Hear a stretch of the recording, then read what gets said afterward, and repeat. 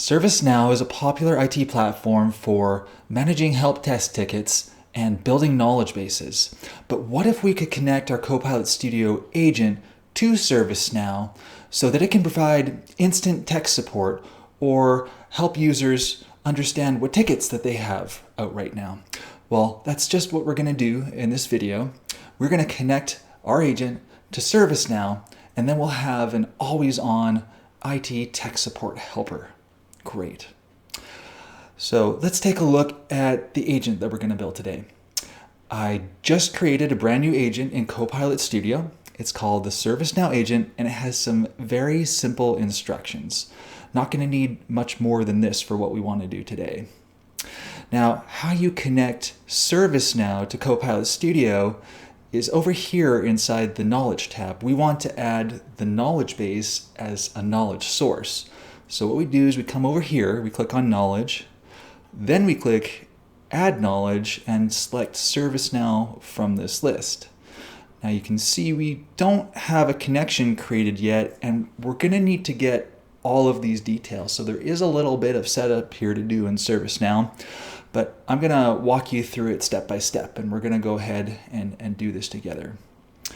So what we need to do is to create something called an application registry, and it will allow us to authenticate with Copilot Studio using OAuth 2. Let's go over to developer.servicenow.com, and one very important thing before you get started here is that you make sure that your account that you're logged into has an administrator role. So what we do is we go up here and we click into this little corner, and then we click on Change User Role. And here you can see I'm not logged in as an App Engine Studio creator. I'm logged in as admin. And that's going to allow us to complete or create the application registry. Perfect. So if you haven't done that, make sure to do that for yourself. Okay, then we'll click on the Start Building button. Now, the place that we need to go in ServiceNow is the application registries page. That's what's going to allow us to create the connection. So I just click on all in the top corner there. Let me zoom in a little bit more so you can see all this. Start to type in application registry, and here we can pick it out of the menu. It's really easy to navigate around in ServiceNow if you know where you're going. You can just kind of type in where you want to go. And so this is a list of all of the current application registries, or as I like to call them, service principals. A service principal is a special type of way that programs can log into a service while not needing a username or password. They have something special called a client ID and secret, and that makes sure that nobody can log in as a user, like sitting at a desktop computer, to go and use this account. And that's really great for security purposes, right? Because we don't want actual humans using this account, we just want Copilot Studio using it. So let's create a brand new application registry, and we'll just pick the top one from the list here. Create an OAuth API endpoint for external clients. Okay, so we've got a big screen here with lots of details. What are we going to do? Let's give this a name so we can easily identify it. I'm just going to call it Copilot Studio SPN for Copilot Studio Service Principal. And you can see underneath that that's that client ID that I was talking about. It's just a really long series of letters and numbers. That's a unique identifier. We're going to plug that into Copilot Studio in just a moment. We've also got this thing called the client secret. And once again, that is the password, for lack of a better word. So we've got the identifier and the password. And we're also going to need one more thing, which is called the redirect URL. And for this, we are just going to type in this value. Okay, so I'm typing in https global.consent.azure-apim.net/redirect. And that's all. Don't ask me where I got that. I just know where it is.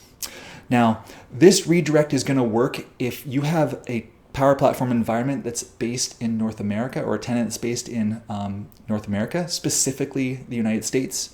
But if you're doing this sitting in another country, just like I am, I'm sitting over in Canada, there's another value that you need to put here And I'm going to show you how to do that in just a moment.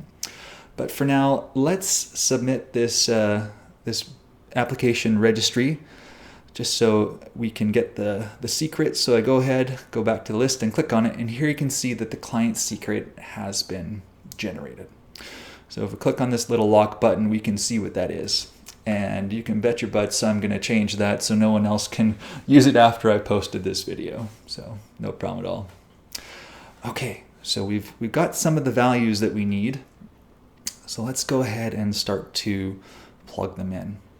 So we want the client ID. So we'll go and copy paste this. And there we go. That's the client ID.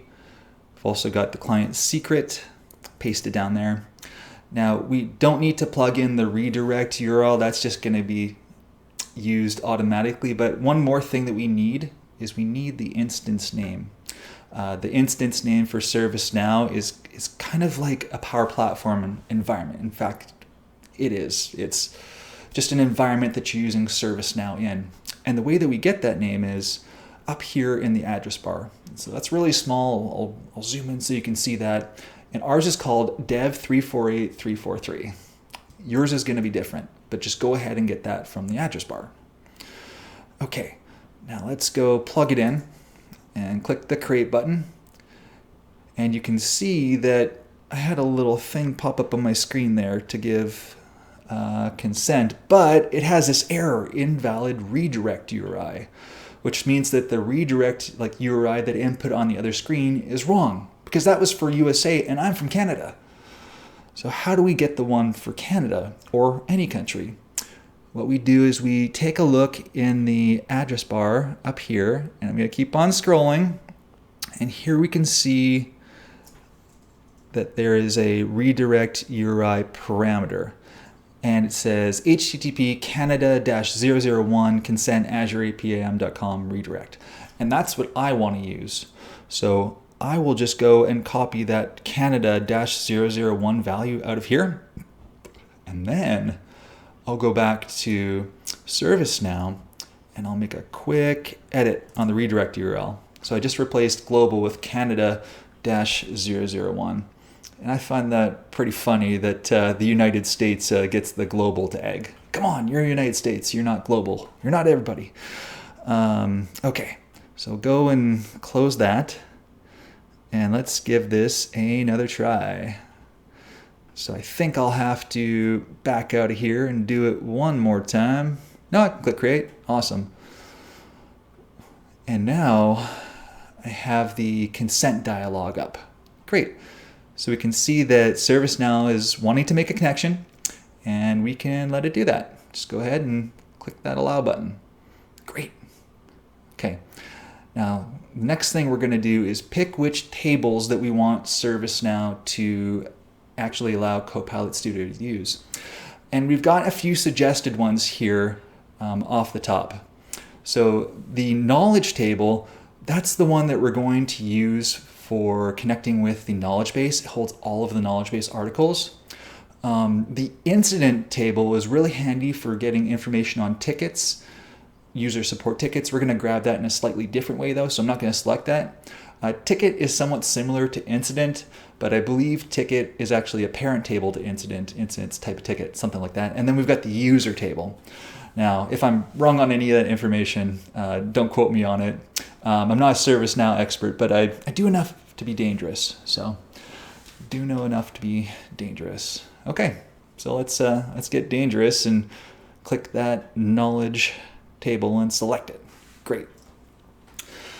Now it's just going to take a moment to get this knowledge into Copilot Studio, because what's happening behind the scenes is Copilot Studio is indexing this information. It's not staying inside of ServiceNow. Copilot Studio is bringing it over and creating embeddings so that it can access that information fast and give you high quality answers. So while that's happening, why don't we go take a look at our knowledge base in ServiceNow so we know one of the questions that we can ask and potentially get an answer to. Okay, so I'll go back to ServiceNow here, and then I'm going to search for knowledge. Great. So we have knowledge there. And here we can see there's 35 articles in the IT Helpdesk knowledge base. A couple more over here, a couple more over there. But it looks like we've got a long list of knowledge base articles. So we've got what are phishing scams, automatic replies out of Office, creating email signature. So maybe I'll ask, how can I create automatic replies when I'm out of Office? And let's see if Copilot Studio can help with that. Okay. Switch back and forth between the overview and the knowledge tabs. Okay, so this thing is still in progress, but there's maybe one or two more steps we can do to make this thing successful. Let's go over to the settings and check our connection settings. Here we have a ServiceNow connection, and something that Copilot Studio requires you to do anytime you modify like knowledge or an action that's connected to another service is you have to come and update these connections. So I'm just going to click connect, going to click submit, and then the connection should give us a big green connected checkbox here. The other thing that I want to do is, I think it's look in the agent's details. It's somewhere in here. There we go, generative AI tab. And there should be a little toggle that says use general knowledge. And I just want to make sure that that was turned off, because when we're testing, we want to make sure that we're just getting information from the Copilot, the ServiceNow knowledge base, which is trusted information. If you want to allow users to access the web or use an agent's foundational knowledge, you can do that, but I just want an agent that can get information from our knowledge base. Okay, looks like we're set up for success here. Let's check that knowledge tab again, and great. Whew. Okay, we've got the knowledge ready. So the question I wanted to ask was, how can I set up out of Office notifications for when I am on holiday? Hit the enter button there. And now on the activity map, what we should see is the Copilot Studio Agent searching its knowledge sources. And in just a moment, we should have an answer back from ServiceNow. Okay. It's just warming up. First time use. Awesome. Okay, so wow, there's all sorts of text coming down the far left-hand side here. So let's see what we got.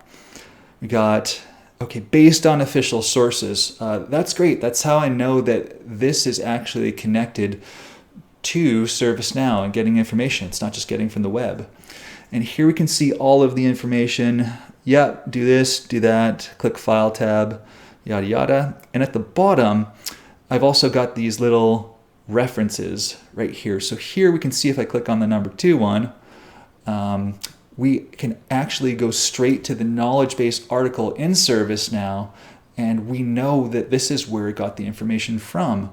But it also got information from a second place in ServiceNow, a second knowledge base article. So what it's doing is finding the best knowledge base articles and combining their resources together to give the best answer for the user. And that's really a strength of Copilot Studio. That's great. I think if we scroll down here, we can even see that the reference sources are these 2 articles, and it's used knowledge to search over them. So that's awesome. Okay. Well, there's one more thing I want to show you, and that next thing is, what if we could build this Copilot Studio agent out a little bit more and have a user ask, what tickets have I recently submitted? Because maybe they want to go and see what the status of that ticket was, get some more information on it. Maybe they want to create a new ticket, close one. I don't know, but I think a really good example of what Copilot Studio can do is it can just hook into ServiceNow and say, these are your most recent tickets, and you can kind of see the status. That's great.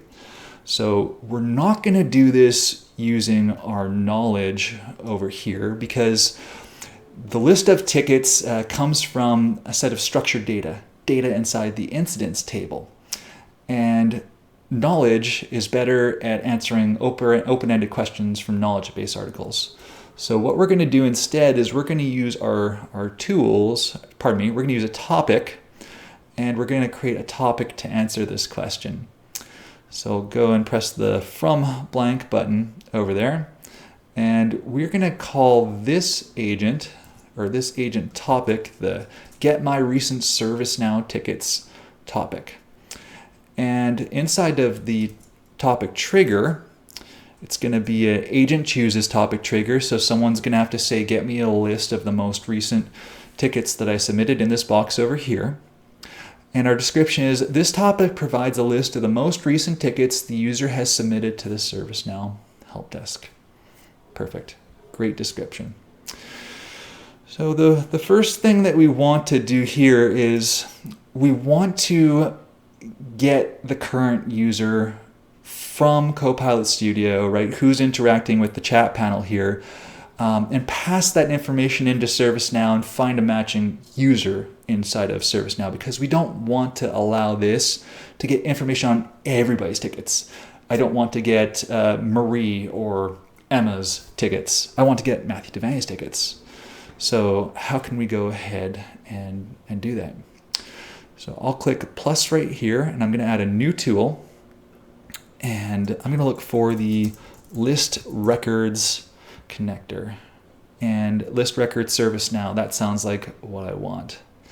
Now I decided to use list records instead of get a single record because I don't know the unique identifier of that record, and I want to be able to do a filter to find that. I want to filter on my own personal email to find that.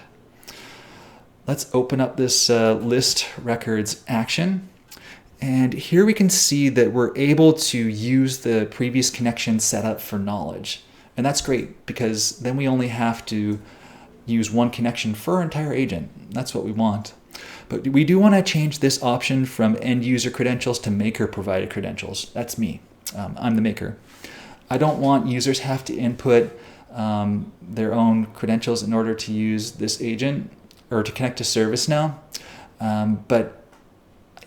So I'm just going to choose that option right there. Now, if we deploy this agent to a Microsoft 365 channel like SharePoint or Teams or M365, we're still going to be able to get the user's email for context, right? It doesn't matter that we're not using their credentials. So if you type in maker provided credentials, just know you're still going to be able to use their email in the next step. Next, I'll come over here to inputs, and I think we need a little bit more space so we can see what we're doing there. Great. Okay, so now I want to start to type out a query. And a query is just a bunch of text that lets you search something. So I know that actually we need to do something else first. We need to choose the record type here. So if I start to type user, I should see that in the list. Okay, I'll go ahead and select that.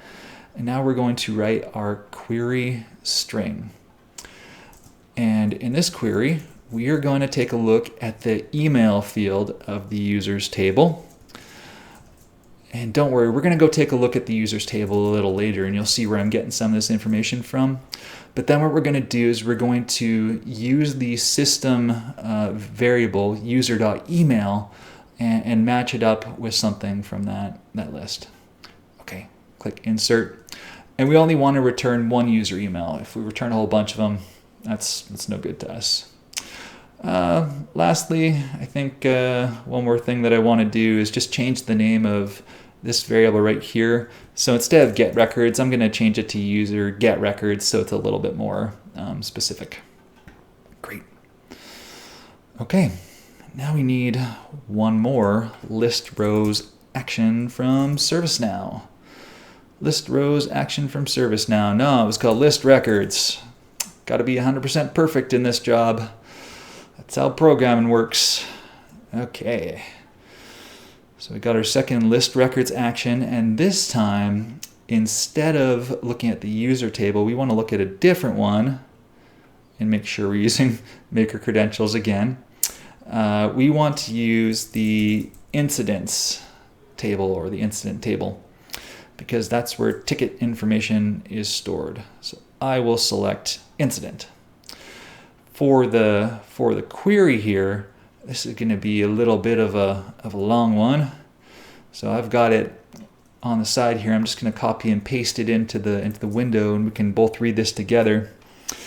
So this query says, take a look at the caller ID, which is like the unique identifier of the user, and then look at that user get records table that we just took a look at and get the system ID of the user records table. So system ID inside of the users table matches caller ID inside of the instance table. And then we want to order by, in a descending order, the opened at field. So the opened at field is when the ticket was created. So we want to show the newest tickets, not the oldest tickets. Click insert. Then I'm going to put a limit of 5 because I just want to show the 5 most recent tickets. If they want to get more than that, then maybe they can just ask or find another way there, or we could build this out later to do more for the user. Great. And then once we've got that information, we do need to send a message back to the user, and we're going to send it in the test panel, but we're going to say, here's a list of your most recent tickets. And if we want to do that in a bulleted list, we have to write a formula. By the way, if you're having trouble moving your cursor down a couple spots here in this message box, just click Alt and Enter. Like hit Alt and Enter, and that's going to allow you to create new lines in your messages. So we'll insert a PowerFX expression right here, and once again, it's a very long formula. So we'll take a look at this here together, and hopefully is going to work out. So looks like it says we've got a couple things that aren't valid. So maybe we'll type it in from scratch and see what it does. So what I want to do is I want to use the concat function because I see what happened. Because I want to change this get records variable to something else. I want to give this a different name. I want this to be incident get records, because now we know we're working with the instance results. Great. Silly mistake, happens all the time in this business. What you gonna do? Just go ahead and fix it. So then we'll try that expression once again. Oh my, having trouble clicking things now. There we go. Enter a formula, and now that formula is going to take. So let's just look at this formula, understand what it does. The concat function joins together rows or records within a table. And when we return a bunch of incidents from ServiceNow, we want to create a bulleted list. So we're going to join all of those records or fields from them using the concat function. And that's what we do when we write topic incident get records result. Then in the second argument of this concat function, we get to control what was being displayed. So I'm going to display the number field because the number field is a unique identifier of an incident, and then short description because that describes what's in the ticket. So they'll have a unique identifier, short description, and hopefully the user will get the information that they need out of it. There we go. We will click insert, tidy this up a little bit, and hit the save button. All right, excellent. Okie dokie. So just like before, maybe we'll hit save again, right? Hit save many, many times. Paranoia saves lives. We're going to hit the settings button here, go back to connection settings, and looks like it's still connected, so we're not going to have any problems there. Just wanted to kind of check that out. But the next thing I wanted to do was to go into ServiceNow quickly and make sure that there's some actual tickets that I have that we can look up. So we'll go back into ServiceNow once again, just like that. And I want to look at the incidents table. And you're going to start to see some of the fields here that I was using on my formulas. So this is a big list of all of the incidents in ServiceNow. And if I go over here, there's no Matthew Devaney's. I guess there's a Margaret Gray, but no Matthews. But there sure is a heck of a lot of Joe employees. So maybe we can use his record if I go ahead and change my email to match the record for Joe employee. Let's just jump into an incident ticket for a moment. So if I click on that, here you can see the number that I was hoping to get in my response. You can see the short description I was hoping to get in my response. You can add all of the things inside here into the Copilot response. And somewhere far up here, I think it's this very small value, that is the system ID of the incident, okay? And open, that's the opened at field. Okay, let's go to users. I'm gonna look for Joe employee and type in my email. Users, look for Mr. Joe. How many Joes could there be? Yeah, just one, not bad. So this user ID is employee, name is Joe employee, and I'm gonna change the email to match the email that I'm testing with. So I'll go do md@matthewdevaney.com. And once again, there's his first name, there's his last name. It's gonna match on the email, and then we're gonna match this system ID email on the caller ID from the other table, from the incident table. Okay, go ahead and click update. So now the email is Matthew Devaney. Great, that's all we should have to do inside of ServiceNow. And let's just go ahead and give this a shot. Show me my most recent Helpdesk tickets. All right, it's gonna take a moment to search ServiceNow, but shouldn't take too long. You can see we've opened up the topic here. Now we've got a list back of our last 5 support tickets. That's great.